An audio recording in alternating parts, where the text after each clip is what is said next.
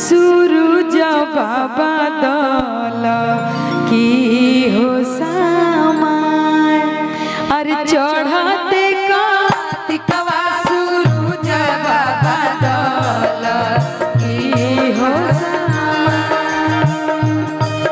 अरे सासू मोरा बुढ़िया सूरज बाबा नाना दी ससुरा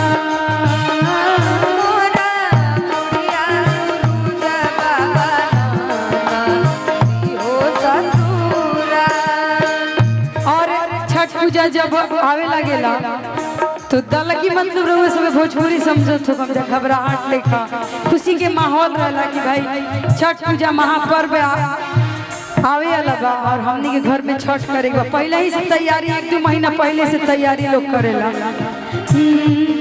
अरे चढ़ाते कार्तिकवा सूरज बाबा दल की हो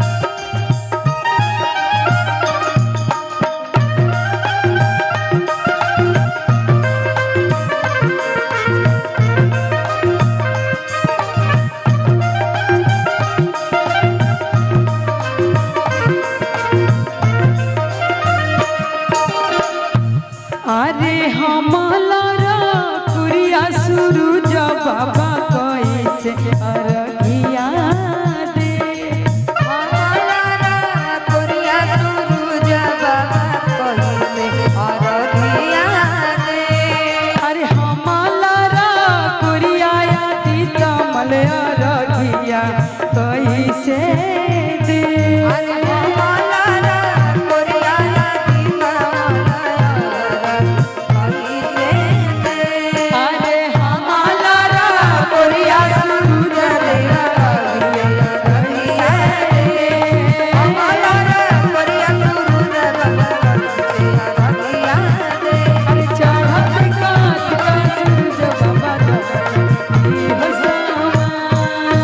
बोले छठी मैया की जय बाकी गलती से ही माफ करब जा कहीं गला लाग गई और टाइम बहुत भी हो गई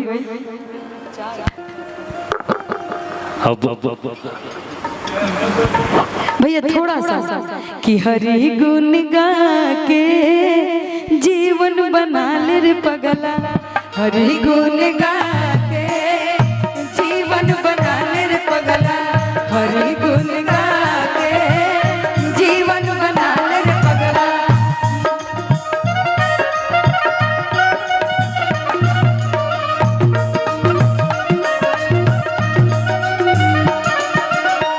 हरि के भजन न कैला हरि के भजन न कैला घर के न घाट के भैला घर के न घाट के भैला हरि के भजन न कैला घर के न घाट के भैला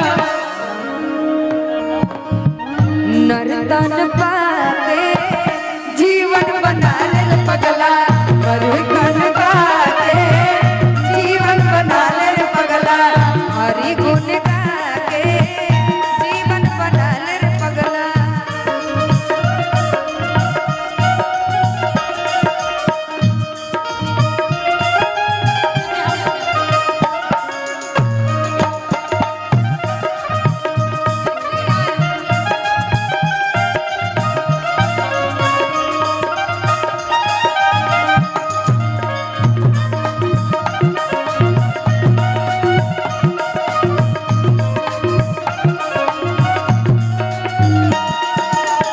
हरि गुण गा के जीवन बना ले रे पगला हरि गुण गा के जीवन बना ले रे पगला हरि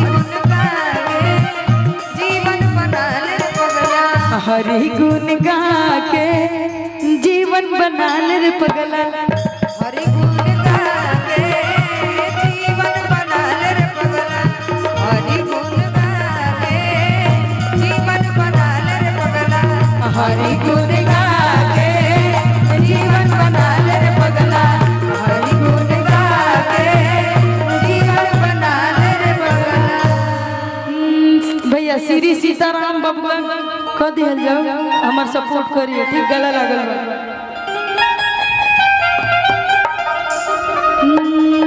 भैया सी पकड़ ली। कि श्री सीताराम,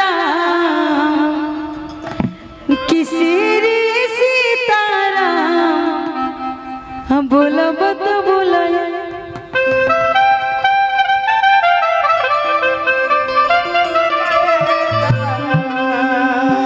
कि श्री सीताराम बोला बाबा बोला ये जवाना। श्री सीताराम बोला बाबा बोला ये जवाना। श्री सीताराम बोला बाबा बोला ये जवाना।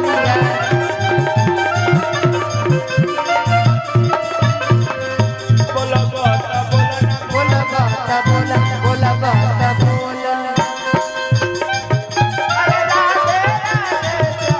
बोला बाता बोला ये जवाना।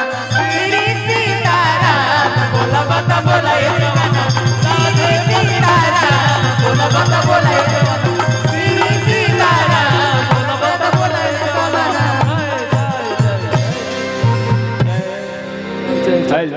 ठीक है। अब हो गए तब क्या करें? चलिए हमारे साथ सबको मिल के बोल दे। ओम नमः पार्वती पतये हर हर महादेव। चलिए बहुत बहुत धन्यवाद सब परिवार के। और फिर अवसर में